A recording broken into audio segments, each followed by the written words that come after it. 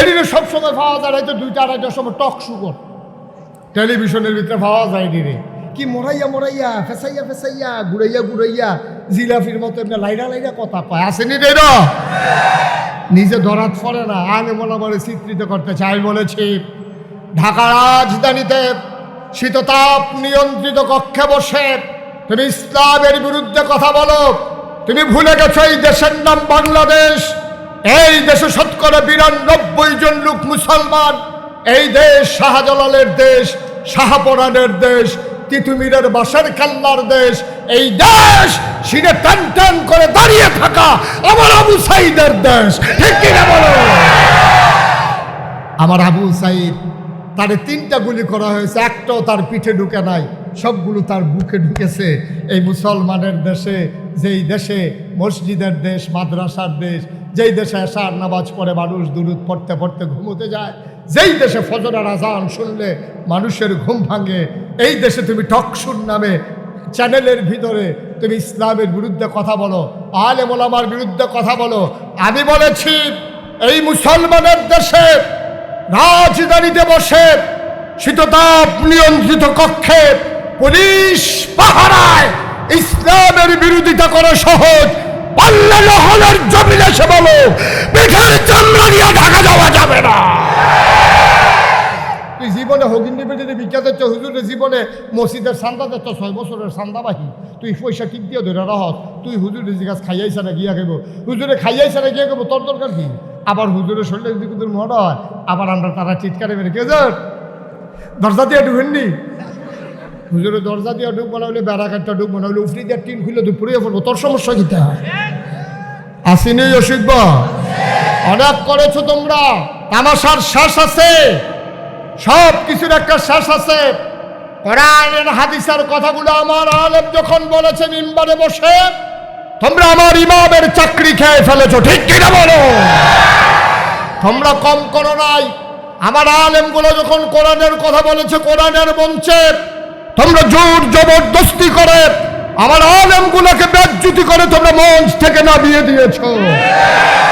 আমি বলেছি যা হবার হয়েছে, এনাফ ইজ এনাফ, আর পারবা না, বাদাসবে তো লড়াই হবে, ঠিক কিনা বলো?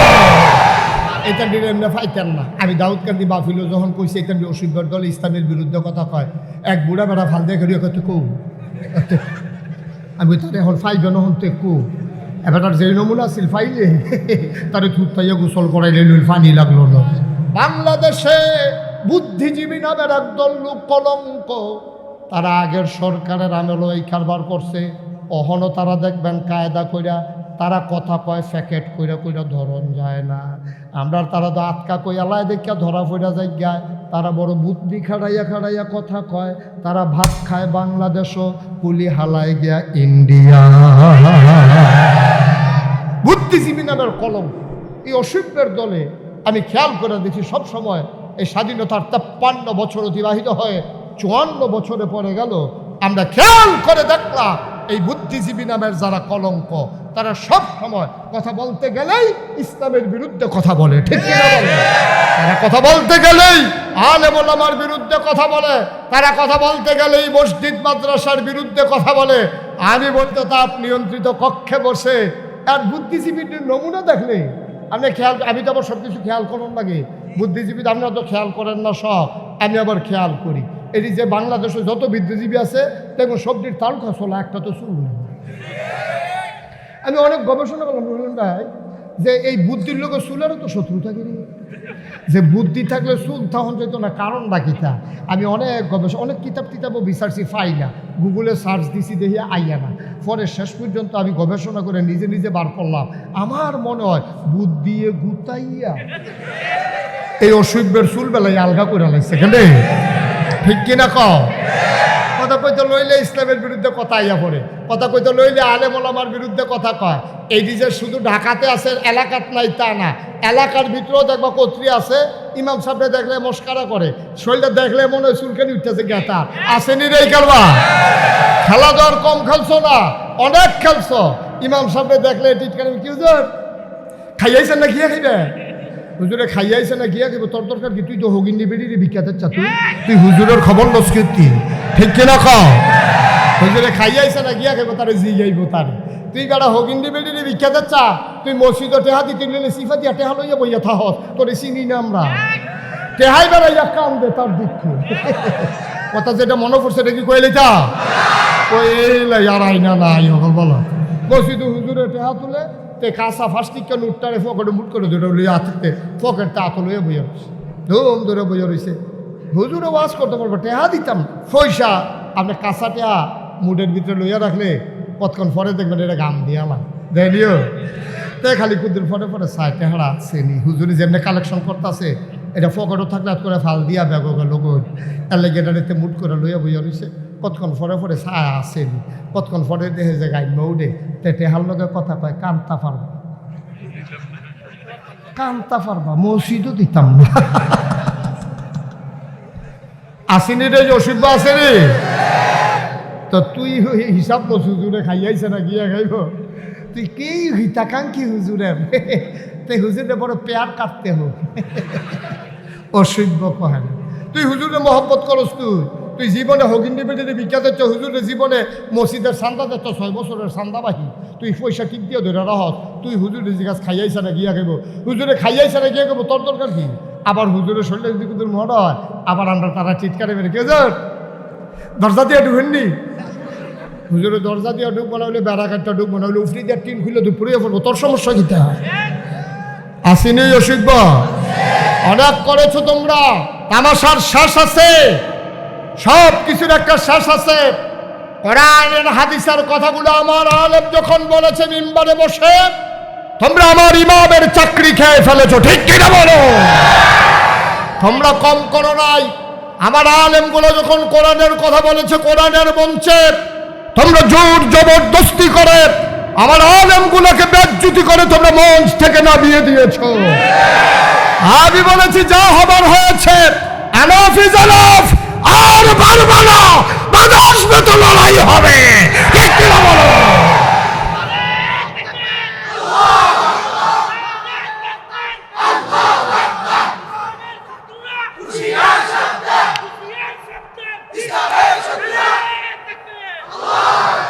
সবাই পড়ে না আমি ওই যে বুদ্ধিজীবীর কথা কইছিলাম যে এটা দিয়ে এমনি ফাইতেন না আমি দাউদ কান্দি বাফিলো যখন কইছি এটা অসুবিধার দল ইসলামের বিরুদ্ধে কথা কয় এক বুড়া বেড়া ফাল দিয়ে খেলিয়ে কত কৌ আমি তার এখন ফাইবে নহন তো কৌ এবার তার যে নমুনা আছিল ফাইলে তারে থুত পাইয়া গোসল করাইলে লইল পানি লাগলো না এদিকে সবসময় পাওয়া যায় হয়তো 2টা 2:30টার সময় টক সুগর টেলিভিশনের ভিতরে পাওয়া যায় রে কি মরাইয়া মরাইয়া ফেসাইয়া ফেসাইয়া ঘুরাইয়া ঘুরাইয়া জিলাফির মতো এমনি লাইরা লাইরা কথা কয় আসেনি রে নিজে ধরাত পড়ে না আগে বলা বলে চিত্রিত করতে চাই বলেছি ঢাকা রাজধানীতে শীততাপ নিয়ন্ত্রিত কক্ষে বসে তুমি ইসলামের বিরুদ্ধে কথা বলো তুমি ভুলে গেছো এই দেশের নাম বাংলাদেশ এই দেশে 92% জন লোক মুসলমান এই দেশ শাহজালালের দেশ শাহপরানের দেশ তিতুমিরের বাসার কাল্লার দেশ এই দেশ সিনে টান টান করে দাঁড়িয়ে থাকা আমার আবু সাইদের দেশ ঠিক কিনা বলো আমার আবু সাইদ তারে 3টা গুলি করা হয়েছে একটাও তার পিঠে ঢুকে নাই সবগুলো তার বুকে ঢুকেছে এই মুসলমানের দেশে যেই দেশে মসজিদের দেশ মাদ্রাসার দেশ যেই দেশে এশার নামাজ পড়ে মানুষ দুরূদ পড়তে পড়তে ঘুমোতে যায় যেই দেশে ফজরের আজান শুনলে মানুষের ঘুম ভাঙে এই দেশে তুমি টকশুর নামে চ্যানেলের ভিতরে তুমি ইসলামের বিরুদ্ধে কথা বলো আলেম ওলামার বিরুদ্ধে কথা বলো আমি বলেছি এই মুসলমানের দেশে রাজধানীতে বসে শীততাপ নিয়ন্ত্রিত কক্ষে পুলিশ পাহারায় ইসলামের বিরোধিতা করা সহজ পাল্লা নহলের জমিনে এসে বলো পিঠের চামড়া নিয়ে ঢাকা যাওয়া যাবে না তামাশার একটা শেষ আছে মুসলমান মন দিয়ে শুনো রে ভাই আল্লাহর নবী 3 দল মানুষ বিরোধিতা করলো কতভাবে কত প্রস্তাব নবীকে দেওয়া হলো শেষ পর্যন্ত প্রস্তাব দেওয়া হল চলে আসো দিনের মাসের ভিতরে দিন আছে 30টা কথা কইতেন না কয়টা মাসের ভিতরে দিন আছে 30টা মোহাম্মদ কি বলতে হবে? ভাই পড়েন মারহাবা। তো যেই কথাটুকুন বলছিলাম, এই নবীজি এরপরেও কি থেমে গেছে না দাওয়াত দিছে? থেমে গেছে? কোথাও কত ঝামেলার ভিতরে যাওয়ানোর দরকার নাই, এই কথা কইছে। তা আগে যেমন ঝামেলা লইয়ে ইসলাম প্রচার করণ লাগছে, আজকের এই 2024 সালে এই মুহূর্তে ঝামেলা নিয়েই ইসলাম নিয়ে আগাই যাইতে হবে, ঠিক কিনা কম? ঝামেলা আগে তো কমছে না বাড়ছে? ঝামেলা আরও বাড়ছে। আপনি এই পথে চলবেন কিনা সিদ্ধান্ত নেওয়ার দায়িত্ব আপনার। আপনি যদি মনে করেন যে হ্যাঁ ঝামেলার যাইতাম না, তাহলে ইসলামে থাকার সুযোগ নাই আপনার। আর আপনি যদি মনে করেন আমি ইসলামের পথে চলতে চাই, তাহলে এই পথ কখনো কুসুমাস্তীর্ণ নয়, এ পথ কণ্টকাকীর্ণ, এ পথ কাটা বেছানো। এ পথে চলতে গেলে রক্ত ঝরবে, পিচ ডালা পথ রক্তে রঞ্জিত হবে। এ পথে চলতে গেলে মামলা হবে, এ পথে চলতে গেলে হামলা হবে, জেল জুলুম নির্যাতন হবে, প্রয়োজনে জীবন দেওয়া যাবে, ইমান দেওয়া যাবে না। রাজি আছো কিনা হাত তুলে দেখো। সবাই পড়ে না আমিন, জোরে পড়ে না আমিন। এ পথ বড় কঠিন পথ বাবা। এ পথে যারা চলেছে তারা জীবনে সামলা লইয়া যাইতে পারছে না, কাফল লইয়া যাইতে পারছে না, মাথার টুপি লইয়া যাইতে পারছে না। এই পথে চলতে গেলে কাফের বেদিনেরা, ইসলামের দুশ্মনেরা তোমাকে ছেড়ে দেবে না, ঠিক কিনা কম? ১,৫০০ বছর আগে নবী যখন দাওয়াত দিছে, তখন নবীদের মক্কায় থাকতে দিছে নাকি? কই আমরা নহলের কোনো মানুষ এখান থেকে কেউ যাওয়া লাগে নাই। আপনার নহল সমূহের একটা লুকও ফন্ডারফুল যাওয়ান লাগছে না। ফন্ডারফুলের একটা লুকও ইসলাম মানার কারণে নহল আসা লাগে নাই। মুরাদনগরের কোনো লোক দেবিদ্দার যাওয়া লাগে নাই, দেবিদ্দারের কোনো লোক মুরাদনগর আসা লাগে নাই। অথচ নবীজি যখন দিনের দাওয়াত দিয়েছেন, তিনি থাকতে পারলেন না মক্কায়, তাকে চলে যাওয়া লাগলো মদিনায়, ঠিক কিনা কম? এটা কি বানানো গল্প না সত্য কথা? এটা কি বানানো গল্প না সত্য ইতিহাস? সত্য ইতিহাস হচ্ছে নবীর জন্ম মক্কায়, শৈশব মক্কায়, কৈশোর মক্কায়, তারুণ্য মক্কায়, যৌবন মক্কায়, বিয়ে করলেন মক্কায়, নিজের বাড়ি মক্কায়, শ্বশুর বাড়ি মক্কায়, মেয়ে বিয়ে দিলেন মক্কায়, বেআইর বাড়ি মক্কায়, ব্যবসা করলেন মক্কায়, লেনদেন করলেন মক্কায়। তিনি থাকতে পারলেন না মক্কায়, চলে যাওয়া লাগলো মদিনায়, ঠিক কিনা কম? তুমি আপনারা লাটসা বৈশ নাগাইশের বিশ্বাস, তুমি যে নাগাইশ সেইটা দিয়ে আরেক গ্রামও যাওন লাগে না। কারণ যাওন লাগে না কে রে? আমারও যাওন লাগলো। আমরা আলু মার্খা মুসলমান হয়ে গেছি, হুটকি তো লাগে, গুস্ত তো লাগে, ঠিক কিনা? আমরা গানের ভিতরেও সভাপতি, মাহফিলের ভিতরে গিয়েও সভাপতি। কে বুঝাইব কারে? কন কে বুঝাইব কারে? আমরা গানও সভাপতি, মাহফিলেও সভাপতি। তো এটা হইলে তো সকলে পারে। আপনি উড়ুসো গিয়েও সম্ভব, জাফতো গিয়েও সম্ভব, কতক্ষণ পরে শুভ হালকাতে আনো গান হইব আপনি জানেন। আপনি ওই এলাকার মসজিদের ইমাম, আপনার নিচে মিলাদ ফুরা দিতেন। আপনি মাগরিবের পরে মিলাদ ফুরা, সহালে ফজর ফুরা, মিলাদ ফুরা তারা শুভ হালকাতা গদি সেট শুরু করবো। আপনার নিচে বরকতের লেগিয়া আপনি একবার জিগাইলেন না, ও আমি গেলে গা কিতা বাজাইবেন? একবার জিজ্ঞেস করা দরকার ছিল নাকি ছিল না? আপনি তো জানেন, আপনি গেলে গায়ে গান বাজা শুরু হইব, তাহলে গানটার আপনি উদ্বোধন করে দিয়ে আইলেন, দেয়া হইব কিয়ামতের ময়দানও। আপনি কি করলেন? ফ্যাট মাটিত লাগাইয়া থাকেন, কামলাকে আমফাতা সাবাইয়া খাইয়া, কাম লাগলে টিউবওয়েলের পানি খাইয়া থাকেন। তারপরেও সুদখুরের বাদ, ঘুষখুরের বাদ দাওয়াত খাবেন না। সবাই কোন আমিন? কথা মনে থাকবে ইনশাআল্লাহ। নবীজি আপোষ করে নাই, করলে পারতো, কইরা লাইলে পারতো। তারা মিটিং বইয়া লাইছে, নবীরে মাইরা লাইব, কথা আছে নি রকম, নবীরে মাইরা লাইব। তারা মিটিং করছে, নবীজিকে আবু বকরে ডাক দিছে, আবু বকর। নবী আবু বকরকে লব্বাই ইয়া রাসূলুল্লাহ, মাত্র একটা ডাক দিছে। খেয়াল করে, মাত্র একটা ডাক দিছে। কয়টা? মাত্র একটা ডাক দিছে। আবু বকর, আবু বকরকে লব্বাই ওই দরজা খুলে দিছে। নবীজিকে, আবু বকর তুমি রাইতে ঘুমাও না? হ্যাঁ ঘুমাইবো না কেন? তো এক ডাকে টের ফেলে কেমনে? ইয়া রাসূলুল্লাহ, আপনি যে একদিন কইছিলেন রেডি থাইস, এরপরের থেকে আমি ঘুমাই, তবে বিছনাত না, দরজায় দাঁড়াইয়া দাঁড়াইয়া। আর আস্তে এখন সুবহানাল্লাহ। আমি ঘুমাই, বিছানায় যাই না, ঘাড় ঘুম হয়ে যাবে। আমার নবী যদি এসে দাঁড়িয়ে থাকে, কাফেরেরা যদি আক্রমণ করে, আমি পিঠে লাগাইয়া দাঁড়াইয়া দাঁড়াইয়া ঘুমাই। আল্লাহর নবী বললেন চলো চলে যাই। বের হয়ে গেলেন আবু বকর। নবীজি আবার হাঁটলেন মদিনার উল্টা পথে। আবু বকর কয় গুস্তাকি মাফ কর দিজিয়ে, বেয়াদবি মাফ করবেন, আমরা বোধহয় উল্টা পথে চলতেছি। নবী আমার, আপনি কি মদিনার রাস্তা ভুলে গেছেন? আল্লাহর নবী কয় মদিনার রাস্তা আমি ভুলে যাই নাই, মক্কার মানুষগুলারে মদিনার রাস্তা ভুলাই দিতেছি, ওরা যেন আমার উল্টা পথে না খুঁজে, এই জন্য আমি উল্টা পথে যাচ্ছি, ওরা খুঁজবে মদিনার পথে। আবার নবীজি চলে গেলেন উল্টা পথে, মদিনা যে এই দিকে চলে গেলেন আরেক দিকে। সকাল হয়ে গেল, সূর্য হেসে হেসে উঠল। আবু বকর চিন্তিত হয়ে গেলেন, আবার বোধহয় ধরা পড়ে যাব, রাখালেরা হয়ে যাবে, আমাদেরকে দেখে চিনে ফেলবে, দারুন নাদুয়াই নিয়ে আমাদের হত্যা করা হবে। আবু বকর ডাক দেওয়া করে, নবী গো, ও নবী, আমরা বোধহয় ধরা পড়ে যাব। আল্লাহর নবী মুচকি হেসে কয়, ওয়ালা তাহিনু ওয়ালা তাহজানু ওয়া আনতুমুল আ'লাউনা ইন কুনতুম মুমিনিন। ও আবু বকর, চিন্তার দরকার নাই, ওয়ালা তাহিনু ওয়ালা তাহজানু, তোমাদের ভয় নাই, আমাদের কোনো পেরেশানি নাই, আমরাই হব সফল কাম। ইন কুনতুম মুমিনিন, যদি আমরা মুমিন হইতে পারি, কোনো চিন্তার দরকার নাই, আমরা এক আল্লাহর উপরে অবিচল আস্থা আছে, আমরা ধরা পড়ে যাব না রে আবু বকর। দেখ দেখ দেখ, কোথাও লুকানোর কোনো ব্যবস্থা আছে নাকি? আবু বকর গিয়া দেখে পাহাড়ি একটা গুহা। এবার নবীজি ঢুকতে চাইলেন, আবু বকর সামনে হাত ছড়িয়ে দাঁড়ালেন, গুস্তাকি মাফ কর দিজিয়ে, ইয়া রাসূলুল্লাহ, আপনি গুহার ভিতরে ঢুকবেন না। কয় কেন ঢুকবো না? কয় ঢুকবো আমি আগে। কয় কেন তুমি আগে ঢুকতে চাও? কয় গুহার ভিতরে সাপ থাকতে পারে, বিচ্ছু থাকতে পারে, আপনারে কামড়ে দিতে পারে, এই জন্য আমি আগে দেখে আসি। আল্লাহর নবী চোখের পানি ছেড়ে দিলেন, ডাক দেয়া কয়, আবু বকর, আমারে কামড়াবে, তোরে কামড়াবে না। আমারে যদি কামড়ায়, তোরে কামড়াবে না আবু বকর।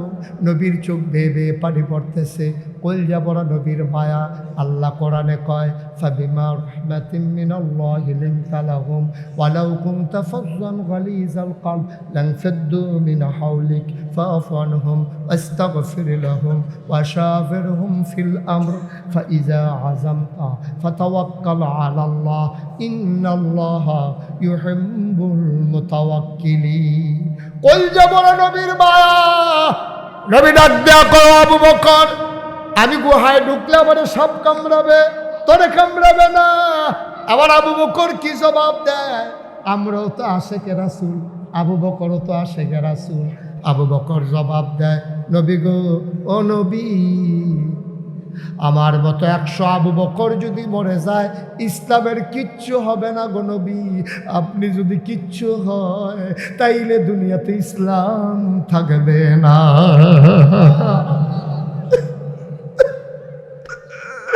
আমার মতো 100 আবু বকর যদি মরে যায়, কিচ্ছু হবে না ইসলামের।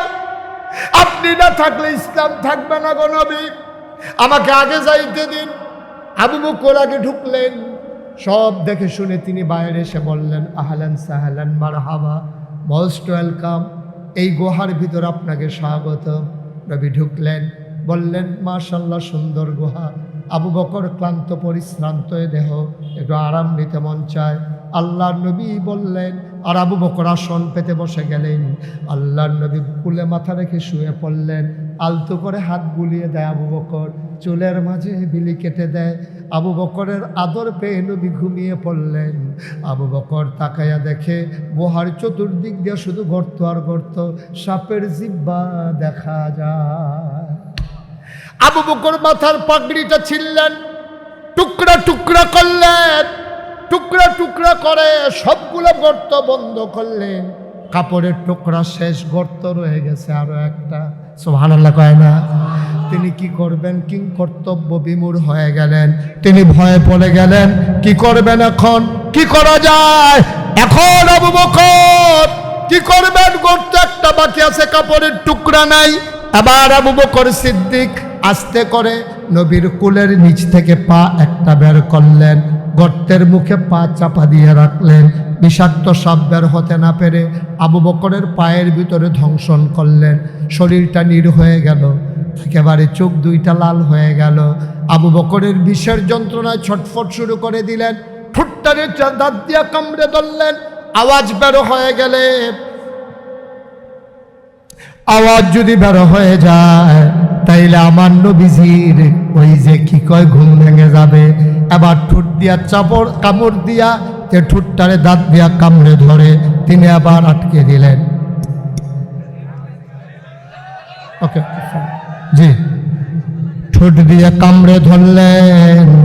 আবু বকর সিদ্দিক তার ঠোঁট দিয়া কামড়ে ধরে তিনি কান্নার আওয়াজ থামালেন। মুফাসসিরিনে কেরাম মুহাদ্দিসিনে কেরাম কয়, ও আবু বকর আওয়াজ থামাইবা দাঁত দিয়া কামড়াইয়া, চোখের পানি থামাইবা কি দিয়া? আওয়াজ থামানো যায়, চোখের পানি তো থামানো যায় না। আবার টপ টপ করে আবু বকরের 2 ফোঁটা চোখের পানি নবীর গাল মুবারকে পড়ে গেল। নবী লাফ দিয়ে উঠলেন, দেখে শরীরটা নীল হয়ে গেছে, গাল বেয়ে বেয়ে পানি পড়তেছে আবু বকরের। ডাক ডাক আবু বকর, ও আবু বকর কেন কান্দস রে আবু বকর, বাড়ির কথা মনে পড়েছে নাকি? আবু বকর ডাক দেয়া কয়, ইয়া রাসূলুল্লাহ ইয়া হাবিবাল্লাহ, আপনার আবু বকরকে আপনি এখনো চিনলেন না? আপনার চেহারা মুবারক আমার সামনে, আর আমি বাড়ির কথা মনে করে কানবো, এটা আপনি কেমন করে ভাবলেন গো নবী? কয় তাইলে কাঁদো কেন? আবু বকর কান্দে আর কয়, নবী গো মনে করেছিলাম বলবো না, না বলে আর উপায় নাই। ও নবী সাপ আমারে কামড়ে দিয়েছে। আগে কেন ডাকলি না? কয় আপনার ঘুম ভাঙ্গাইতে সাহস পাই নাই গো নবী। আল্লাহর নবী কয় দেখি কোথায় কামড়ে দিয়েছে। এবার নবীকে পা দেখালেন। আবু বকর বললেন পায়ের এই জায়গায় কামড়ে দিয়েছে। আল্লাহর নবী আঙ্গুল দিয়ে জিহ্বা থেকে একটু লালা লাগালেন। লালাটা নিয়ে আবু বকরের পায়ের ভিতরে যেখানে সাপ কামড়ে দিয়েছে ওই জায়গায় একটু লালা লাগাই দিলেন। আবু বকর কয়, পাটা আমার এমন আরাম পাইল, সারাটা শরীর কখনো বা ব্যথা হয়েছে, মৃত্যুর আগ পর্যন্ত এই পা যে আরাম পাইছে, আমার কোনো অঙ্গ আর আমার দেহের এত আরাম পায় না। নহল চৌমোহনীর লোক কোনোদিন মুশতাক ফয়েজি তোমাদের কাছে আসে নাই, আর কোনোদিন আসবো কিনা জানি না। 34 বছর মুশতাক ফয়েজি বাংলায় বাংলার বাইরে মাহফিল করে। মাহফিলে কদম দিলে মাহফিলটার ওজন বুঝি। আজকে নহল চৌমোহনীতে কদম দিয়া মনটা সাক্ষী দিয়েছে, তোমাদের মাহফিল আমার আল্লাহ কবুল করে নিয়েছে। আজকে আমরা সবাই মিলে এই কবুল হওয়া মাহফিলটাতে আমরা সবাই মিলে একটু তওবা করব। আমাদের জীবনে গোনা আছে নাকি নাই? কথা কয় না, গোনা আছে নাকি নাই? এই গোনাগুলো মাফ করানোর একটাই মাত্র পদ্ধতি, এটার নাম হইল তাওবা। কিন্তু আমরা তো শুনছি তওবা করে, এটি কোনো তওবা না। ফির সাহেব ফাগড়িটা দিয়ে হালাইছে, আর এটা ধরে ধরে আস্তাগফিরুল্লাহ পড়তে আছে, আস্তাগফিরুল্লাহ রাব্বি। তো হুজুরে কয় তেও কয়, তে আবার মনে মনে কয় তে যে সুদের টেহা লইয়া অনের কথা আসিল আইসি নিজে নিকি হইব। এগুল দিয়ে পড়তে আছে আস্তাগফিরুল্লাহ, চিন্তা করতেছে সুদের টেহা। এগুল দিয়ে পড়তে আছে আস্তাগফিরুল্লাহ, চিন্তা করতেছে ফাইল আটকাইয়া কেমনে ঘুষ খাইব। এই বড় আছে নাকি নাই? তো তোর তো বা ওইসে তুই আর বাট ফাড়িয়ে না করতেছ, তুই তো গোনাগারের তে আরও নিকৃষ্ট। এক গোনা করছ তো এক বালা, এরপরে আল্লাহর লোকে বাটফাড়ি করস কীর্তি। তুই যেটাই মনে মনে চিন্তা করস কেউ জানে না, একজন জানে, তিনি কে? মনেতে পারলে তওবা কইরো, না হইলে তওবা কইরো না। আজকে আমরা খালে সন্তরে সবাই মিলে তওবা করব ইনশাআল্লাহ, আর গোনা করব না। রাজি আছেন সবাই? সবাই আমার সাথে পড়েন, সবাই একটু নামাজের মতো বসেন। সবাই তো আর বসতে দেওয়া গেল না। আমরা সরি, এক্সট্রিমলি সরি। ইনশাআল্লাহ ভবিষ্যতে আয়োজন করতে রুহুল আমিন এবং তার যুব সমাজ এবং মসজিদ কমিটি চিন্তা করবে। বড় কোনো খ্যাতমেত দেওয়া যায়নি মাহফিল, এখনও যে আর হইতো না, এটা রুহুল আমিনে বুঝা লাইছে। এটা ওই 2টা লাইন আছে, জায়গা হইব, হুজুর বদলাইলে অন লাগবো। হুজুর বদলাইলে দেখবা জায়গা হইয়ারও জায়গা থাকবো, কোনো টেনশন। আজ সবাই নামাজের মতো বসেন, সবাই মিলে আমরা তওবা করি। সবাই আমার সাথে পড়েন, আউযু বিল্লাহি মিনাশ শাইতানির রাজিম, বিসমিল্লাহির রহমানির রহিম। তওবার আগে আমার একটা কথা আছে। আমার রুহুল আমিন আপনাদের এই মাহফিলটার জন্য আমার দরবারে অনেকবার গেছে। আমি তার কলজা দিয়া মায়া করি। মায়া করার কারণ আছে, এই ছোট বয়সে ইসলামের পথে চলতে চায়, সমাজে ইসলামকে সমাজের রঙে ইসলামের রঙে সমাজ রাঙাতে চায়। এজন্য দীপ্ত শপথ গ্রহণ করে সামনের পথ চলাকে বিচ্ছিল করে নিয়েছে, কণ্ঠকাকীর্ণ করে নিয়েছে, কুসুমাস্তীর্ণ করতে পারে নাই। এ পথে চলতে গেলে ঝামেলা হয়, এই ঝামেলা নিয়েই এই অল্প বয়সে এগিয়ে যাচ্ছে। আমরা সবাই মিলে দোয়া করি আল্লাহ যেন তারে কবুল করে। আরও যারা এই মাহফিলের সাথে জড়িত, আরও যারা দিন কায়েমের পথে জড়িত, আল্লাহ সবাইকে যেন কবুল করে। সবাই পড়ে না আমিন, জোরে পড়ে না আমিন। আপনারা জানেন, পোস্টারেও দেখেছেন, সবাই শুনেছেন, আমাকে তো সবাই চিনেন, মুশতাক ফয়েজি পীর সাহেব। আমি কিন্তু পীর সাহেব হতে চাই না, আল্লাহ সাক্ষী, আমি পীর সাহেব হতে চাই না। আমার পীর সাহেব হওয়ার কোনো শখও ছিল না, আমি এটার জন্য লালায়িত না, আমার কোনো স্বপ্নও ছিল না। তো বলে হইলেন কেমনে, অনেক কাহিনী, সবটা কন যেত না, সংক্ষিপ্ত কইতে আসি না, কইতে আসি তো আমি, কিন্তু ওরা কনের লিখে বইয়ে রয়েছি, আমার আগ্রহ দিতে আছে, হ্যাঁ দরদি দরদি। আমি পীর সাহেব হতে চাইনি। আমার দাদা ছিলেন ফুরফুরা সিলসিলার একজন বড় পীর। আমার আব্বা এন্তেকাল করেছেন দাদার আগে। আব্বার এন্তেকালের পরে দাদা একবারে ভেঙে পড়েছেন যে কে চালাবে এই দরবার, এত বড় দরবার। মিটিং ডাকলেন, আমাকে বললেন, সবাই জিজ্ঞেস করলো, হুজুর আপনি কি চিন্তা করছেন? আমি চিন্তা করেছি আমার আদরের নাতি মুশতাক ফয়েজি দরবার চালাবে। আমি হাউমাউ করে কান্নাম। আমি বললাম, আমার বড় আপন ভাই আছে, 3 জন চাচা আছে, সবার ডিঙ্গাই আপনি আমারে কেন? আমি জানি কে চালাইতে পারবো, বুঝেই দিতেছি। আমি তো পীর সাহেব হতে চাই না, কারণ বাংলাদেশও আমি পীর সাহেব দেখতে দেখতে অতিষ্ঠ। অধিকাংশ পীর সাহেব দেখবো শৈলগত্রবালা, লেহাফড়াও করছে, অস্বীকার করা যাবে না, লেহাফড়া করে, আত আছে, ফাও আছে, নাক আছে, চোখ আছে, মুখ আছে, কান আছে। অটো চালাইলে 1000 টাকা কামাই করন যায়, সিএনজি চালাইলে 1500 টাকা কামাই করন যায়। বাংলাদেশের অধিকাংশ পীর সাহেব সিএনজিও চালায় না, অটোও চালায় না, কোনো চাকরিও করে না, কোনো ব্যবসাও করে না। এই মুড়িদের বাইত কয়দিন, সেই মুড়িদের বাইত কয়দিন, হগিন্ডি বেডি টেহা দেয়, সেই টেহাতে বইয়া বইয়া খায়। রিক্সাওয়ালায় টেহা দেয়, সেই টেহা খায়। আরে বেড়া, পারলে তুই রিক্সাওয়ালারে দে, পারলে তুই হগিন্নি বেডিরে দে, এইটাই না তোর দায়িত্ব। তুই যেহেনো পারস, এই ফাটতে ফাটতে এমন অভ্যাস হয়েছে, এই আতার উল্টায় না, কেটায় জানি দৈরামলে উল্টাই দিছি, আবার বুঝছো উল্টাই দিছে। নাদানের একটা জাতপদ আছে দাদা, খাইতে এত টেহা লাগে না। মুরিদরে খালি কও দুনিয়া সারো, দুনিয়া সারো, দুনিয়া লইয়া ভাগো লইও না। কথা তো ঠিক, সুন্দর কথাই কইছে। এবারে মুরিদরে দুনিয়া সারাইতেছে, আর এবারে খেত রাখতে রাখতে নিজের গ্রাম হালাইয়া আরেক গ্রামও ঢুকালাইছে। ঠিক কিনা কও? আসেনি রে কারবা? এই হলো বাংলাদেশ। আমি এটি দেখতে অতিষ্ঠ গেছি। দাদা আমার ফিরানি লাগতো না, আমি মাপ চাই, আমি ফিরসা বইতাম চাই না। দাদাই কয় না, তুমি যেই রকম চাও আমি সেই রকম ফিরে বানাইতাম চাই। সুবহানাল্লাহ বলবেন না? আমারে দাদায় মাত্র 9 শতক জমিন দিছি। কয় শতক? আমি জমিন কিনা শুরু করলাম, আমি কিনছি 1800 শতক। কয় শতক? 18 শতক। আরে 1800 কত? 100 আলগা করে কই 1800 শতক জমিন আমি কিনছি।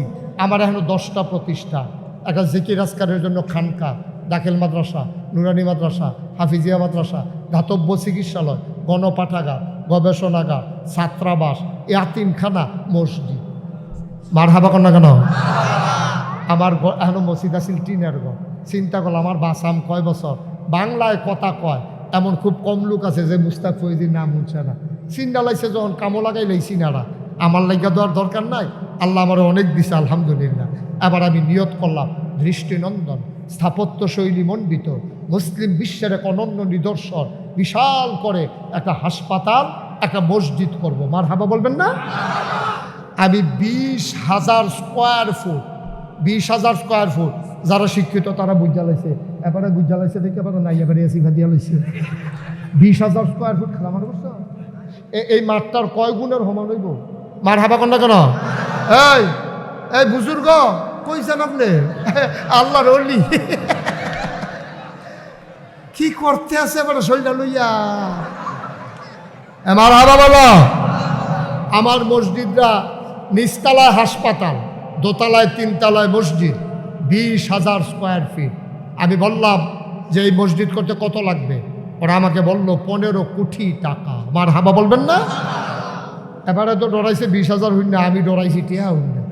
15 কোটি টাকা যখন কইছো শরীরে একটা কাপ দিয়া শীতের ভিতরে কফালো গাম জন্মা গেছে না ইয়ার একটা মশা দিয়া লাইছে তোর যে গেলাম কত কইলি 15 কোটি আমি কই জীবনে 1 কোটি একখানো দেখ সত্যি আরেকবার রুফরে সাফাই দিতে তো ভালাই লাগবে 15 কোটি টাকা জাম রহি দিয়ে তাই কজন ডরাইয়েন না নিয়ত করে নাই মালাম আমি নিয়ত করলাম কি দিয়া করেন একটা নিয়ত তখন বেড়াইতের মতো একটা নিয়ত করলাম আল্লাহ জীবনে বাসা আমার কয় বছর মাহফিলে তো কইরা লাইছি 34 বছর জীবনে তো অনেক টেহা লাড়াছাড়া করলাম যাও এটা যখন আইকা লাইছে কাটাকাটি যাইতাম না 1 বছরে যত টেহা মাহফিলে হাদিয়া পাই পুরো 1 বছরের হাদিয়া আমি আমার মসজিদে দান করে দেবো ইনশাআল্লাহ আমি 1 লক্ষ টাকা দিয়া তারপরে মসজিদের কাজ শুরু করছি একতলার ছাদ হইছে জুন মাসের 1 তারিখ ইঞ্জিনিয়ারে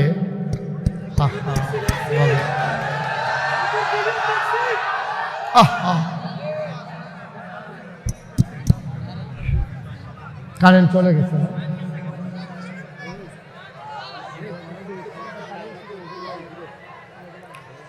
জি সবাই পড়েন আমিন ওকে ভাই উনি ওই যে নীল শার্ট গাল দিয়া যাইতেছে উনি হলো আমাদের ভিতরে অলি পাওয়া গেছে না না এটা তো শয়তানি না তো উনি দোয়া করছে কারেন্টটা গেলে উঠতে গেল কইল ওনার দোয়া কবুল হইছে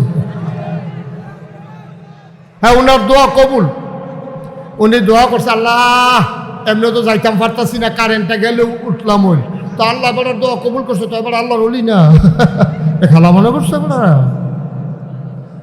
মারহাবা বলো আমার একতলার ছাদ হয়েছে জুন মাসের 1 তারিখ ইঞ্জিনিয়ারের ছাদের পরে আমার ডাক দিয়ে নিয়ে হুজুর ওই যে 15 কোটি কইছিলাম ওই তো না আমি ওই কি তৈব 30 কোটি টাকা লাগবে আমি কই দূরে বাস আছে এখন দূরে ফিটা দে আমার মসজিদ করতাম কইলাম করে বেড়া তোরা কি শুরু করছো তোরা হুজুর এই টেনশন করে নো হয়ে যাবো গত কালকে আজকে আমি দরবার থেকে বের হলাম আমি দেখলাম আমার মসজিদের পেছনে খরচ হয়ে গেছে 4,85,00,000 টাকা মারহাবা বলবেন না আমি দিছি কয়লা তো বাহিতে আইলো করতে ভগিন্নি বেটি ভিক্ষা করে যাইতো লয় কই রেখি তো হেন কয় মসজিদ বেটি চাউল ডিউবুত করে ডাইলা দিয়া ডাকছির থেকে গা আমি তো ভিক্ষা করে কত কামাই করছি মসজিদে দিলাম আমি গরিব মানুষ আর পারলাম না সিএনজি ওলা অটোওয়ালা দাঁড় করাইয়া মসজিদে টাকা দিয়ে যায় কত মানুষের টাকা এই মসজিদে যে ঢুকছে আলহামদুলিল্লাহ বলবেন না আমি মাহফিল শেষ করে যখন দরবারে যাই মসজিদের ছাদে উঠে দাঁড়ায় দাঁড়ায় কান্দি আল্লাহ আমি যে এত বড় একটা কারবার শুরু করলাম 30 কোটি টাকা বাজার আমি গরিব মানুষ আমি কেমনে কি করতাম আল্লাহ তোমার বন্ধু নবী কইছে মাম বানা লিল্লাহি মাসজিদান বানাল্লাহু লাহু বাইতান ফিল জান্নাহ যে দুনিয়ায় মসজিদ বানাবে আল্লাহ নাকি জান্নাতে তার জন্য ঘর বানাবে আল্লাহ তুমি দয়া করে এই মসজিদটা যে একটা টেহা দিছে তুমি কইলাম তোমার বন্ধু নবীর কথা অনুযায়ী জান্নাতে একটা ঘর বানাই দিও আমিন বলবেন না আমি কান্দি আল্লাহ আমি যদি মরে যাই এই মসজিদের কাজ কে শেষ করবে এত বড় এই কে এইটার দায়িত্ব নেবে আমি খুব পেরেশানিতে থাকি আমি ঘুমাইতে যাই স্বপ্নে দেখি মসজিদ আমি খাইতে যাই চোখের সামনে আমার মসজিদ ভেসে ওঠে আমি এই কাজটা নিয়ে বড় পেরেশানিতে আছি আমার এই কাজ আগাই চলতেছে একতলার ছাদ হয়েছে কিছুদিনের ভিতরে আমার মসজিদের দোতলার ছাদ হবে 35 টন রড লাগে 1500 বস্তা সিমেন্ট লাগে মারহাবা বলবেন না এবার এটার লগে মিলাইয়া রাজমিস্ত্রি খরচ কত সুরকি কত সিলেকশন কত এটি বাহিনী আপনারা বুঝ করে লাইতেন ভাবলেন কিরম টাকা খরচ হইব খালি রডে লাগে 35 টন দোতলার ছাদরার ভিতরে মারহাবা কোন না কেন জোরে কইতেন না মারহাবা আমার এই মসজিদটা আমার স্বপ্ন বাংলাদেশে এই মুশতাক ফয়েজি কোনোদিন হাত পাইতা কারো কাছে 5 টাকাও নেয় না কেউ প্রমাণ দিতে পারবে না যে আমি হাত পাইতা কারো কাছ থেকে টাকা নিছি কিন্তু আমার এই মসজিদ আমার স্বপ্ন আমাকে ঘুমাতে দেয় না সুতরাং এই মসজিদ যেন আপনার মুরাদনগরের মানুষ আমরা কুমিল্লা এক জায়গার মানুষ আপনারা অনেকেই গিয়ে হয়তো দেখেও আসছেন আমার মসজিদ সবাইকে দাওয়াত দেখে আসবেন সবাই দোয়া করবেন আমার একটা আবদার আমার এই মসজিদটা বিনির্মাণে দোতলার ছাদ হবে কিছুদিন পরে যদি কেউ মনে করেন যে হুজুর ইনশাআল্লাহ আমি 100 বস্তা সিমেন্ট দিয়ে দেব আমি 200 বস্তা সিমেন্ট দিয়ে দেব মসজিদের জন্য অথবা আমি 1 টন রড দিয়ে দেব অথবা আমি 10,000 টাকা দিয়ে দেব আমি মোস্ট ওয়েলকাম আহলান সাহলান মারহাবা আমার মসজিদে আপনাকে স্বাগত আছেন কেউ যে হুজুর ইনশাআল্লাহ আমি 5,000 টাকা নগদ দিলাম পরবর্তীতে ইনশাআল্লাহ 100 বস্তা সিমেন্ট দিয়ে দেব অথবা 200 বস্তা সিমেন্ট দিয়ে দেব এখানে হাজার হাজার জনতা হাজির হয়েছেন। সবাই মিলে একটু সহযোগিতা করলে আমার জন্য, আমার মসজিদটার জন্য বিরাট উপকার হবে। আমাকে দেওয়া লাগবে না, আপনারা আমার মসজিদটাকে সাহায্য করেন, আল্লাহ বরকত দেবে ইনশাল্লাহ। আমি দোয়া করে দেবো। আছেন কেউ? আছেন? একটা লোকও নাই যে হুজুর আমি এই নগদ 1,000 টাকা দিলাম, এরকম একটা লোকও নাই এই প্যান্ডেলটার ভিতরে হাজারো জনতার মাঝে যে হুজুর ইনশাআল্লাহ আমি 1,000 টাকা আপনার এই মসজিদের জন্য নগদ দিলাম, আল্লাহ যেন বরকত দেয়। আমি প্রাণ ভরে দোয়া করে দেবো ইনশাআল্লাহ, মন উজাড় করে দোয়া করে দেব। আছেন একজন? জি মাশাআল্লাহ, মাশাআল্লাহ। আমার ভাই কি নাম? মোহাম্মদ জসিম ভাই। উনি হ্যাঁ হ্যাঁ শরীফ ভাই, উনি 2,000 টাকা পকেট লইয়া টেহা দিয়ালে চলেছি হাতে। কি নাম? আনিস ভাই। আলমগীর ভাই কত? 5,000। মাশাআল্লাহ, আল্লাহ যেন কবুল করে, সবাই পড়ে আমিন। মাশাআল্লাহ। হ্যাঁ, আমার আরেক ভাই কি নাম? শরীফ ভাই, উনি দিয়েছেন 2,000 টাকা। আল্লাহর ঘর মসজিদে দেবেন, আমারে না, আল্লাহ বরকত দেবে ইনশাআল্লাহ। 1,000 টাকা করে 100 লোক দিলে 1 লক্ষ টাকা হয়ে যায়, কিন্তু এটা মনেও থাকবে। মাশাআল্লাহ। দুলাল ভাই, মাশাআল্লাহ। দুলাল ভাই উনি দিয়েছেন 2,000। শামীম উনি দিয়েছেন 1,000 আল্লাহর ঘর মসজিদের জন্য। আল্লাহ তুমি কবুল করো আল্লাহ। আর কেউ আছে? আর কেউ আছে? মাশাআল্লাহ। আমার আরেক ভাই 500 টাকা দিয়েছেন। আমরা একটু মুখতাসার একটু দোয়া করব। আমার একটা আবদার আছে। আমার আবদারটা হলো যে এখানে যারা আমরা একবারে শুধু বাচ্চা থেকে শুরু করে মুরব্বী পর্যন্ত আপনি 2টা টাকা হলেও দেবেন, যেন আপনি বলতে পারেন নাকাইশের মসজিদ আমার 2টা টাকা আছে। আপনি যেন এটা বলতে পারেন। আপনি 2 টাকা না দিলেও মসজিদ হবে, কিন্তু আপনি একজন গর্বিত সৈনিক, আপনি একটা অংশীদার যে নাগাইশের মসজিদে একটা লোক উঠেন না, উঠাউঠির দরকার নেই। আমার ছেলেরা আসবে আপনাদের কাছে, দয়া করে মাহফিলের যারা ভলেন্টিয়ার আছো আমাকে একটু সহযোগিতা করো। যারা ইউটিউবার আছো তোমরা একটু ভেতরে যাও।